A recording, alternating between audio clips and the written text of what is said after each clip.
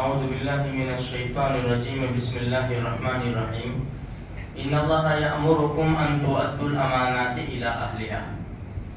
دیکھو میرے بھائیو، ہم مسلمان ہیں الحمدللہ، اور جس شریعت کے اوپر عمل کر رہے وہ ایک بہت بڑی امانت ہے. ویسے ہر چیز ہمارے پاس جو ہے ہماری نہیں ہے، یہ امانت ہے. اور ہم جانتے ہیں کہ امانت میں خیانت کرنا کتنا بڑا گناہ ہے. حدیث میں تو یہاں تک فرمایا گیا لا ایمان لمن لا امانت لہ، اس کا ایمان ہی مکمل نہیں جس کے پاس امانت نہیں. اس لیے امانت بہت بڑی ذمہ داری ہے. دیکھو یہ 5ویں پارے میں یہ آیت کریمہ ان اللہ یأمرکم ان تؤدوا الامانات الی اہلہا، اللہ تمہیں حکم دیتا ہے کہ امانت والوں کو امانت پہنچا دو. اس کا شان نزول کیا ہے؟ یہ چھوٹا سا قصہ ہے. ایک عثمان ابن طلحہ رضی اللہ تعالیٰ عنہ جو بعد میں مسلمان ہوئے، وہ خود فرماتے ہیں کہ زمانے جاہلیت میں بیت اللہ کی کنجی ہمارے پاس رہتی تھی، چابی، بیت اللہ کی چابی ہمارے پاس رہتی تھی. ہم ہر پیر اور جمعرات کو بیت اللہ کا دروازہ کھولتے، لوگ اندر برکت کے طور پر داخل ہوتے، عبادت کرتے، پھر بند کر دیتے.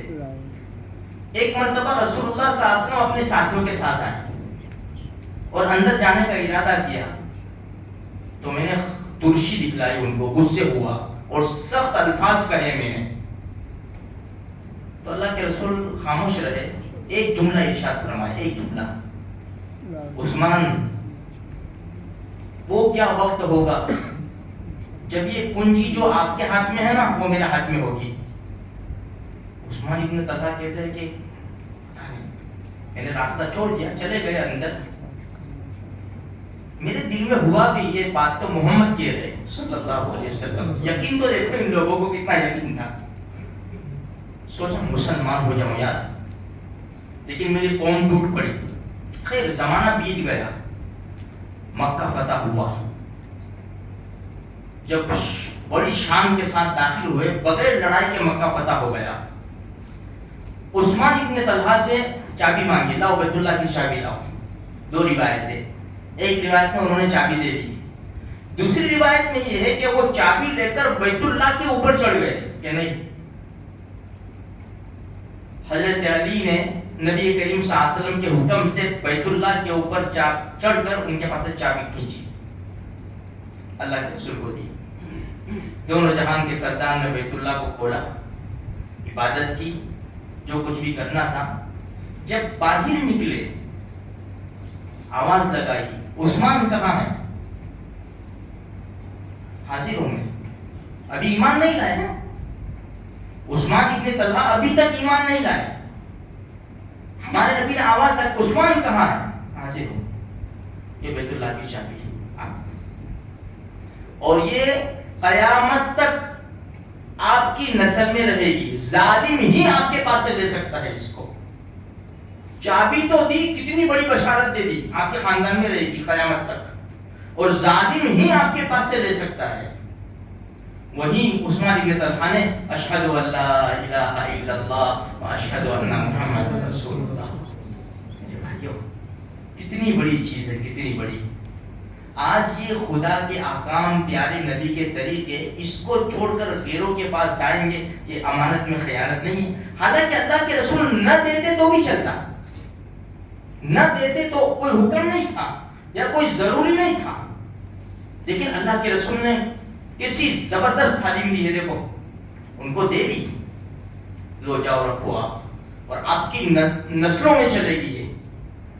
جب میرے بھائیوں ایسے واقعات ہمارے سامنے ہیں، ایسے زبردست پیارے نبی اللہ پاک نے ہمیں دیے ہیں اور ایسے طور طریقے سکھلائے ہیں، کہاں ہمیں غیروں کے پاس جانے کی ضرورت نہیں. یہ امت اللہ پاک مجھے بھی آپ کو بھی صحیح سمجھ دے دے. ہم سب سے پہلے قرآن و حدیث میں ٹٹولیں گے میرے بھائیوں. سب سے پہلا ہمارا اللہ کا قرآن.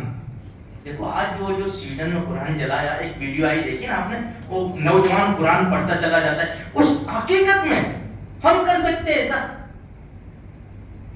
اس کے ایمان کو بھی داد دینی چاہیے یار. ریسٹورینٹ کے باہر ایک گھوم رہا ہے اور لے کر اللہ کا قرآن پڑھ رہا ہے.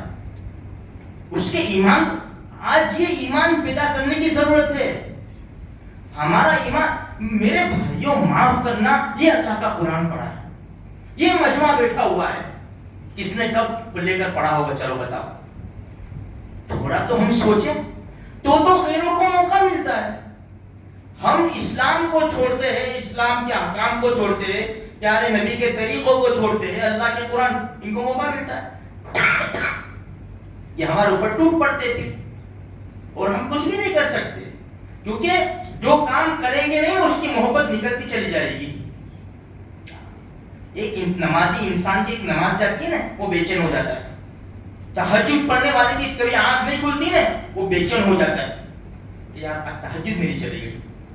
اور ہماری کتنی نمازیں, کئی سالوں سے فجر کی نماز ہم نہیں پڑھتے. کبھی کبھی پڑھ لی نماز, عید آئی, بقرہ عید آئی, رمضان آئے, پڑھ لی. پورا سال, کئی سالوں سے کچھ بھی نہیں ہے.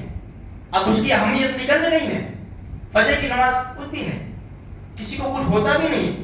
اس لیے میرے بھائیو, ہم فکر نہیں کریں گے تو دشمن بیٹھا ہے, فوراً اچک لے گا. اس لیے ہمارے لیے بہت زیادہ ضروری ہے اللہ کے احکام پر, پیارے نبی کے طریقے پر عمل کرنے کی پوری کوشش کریں. اللہ مجھے بھی, آپ کو بھی, سارے مسلمانوں کو توفیق بخشے.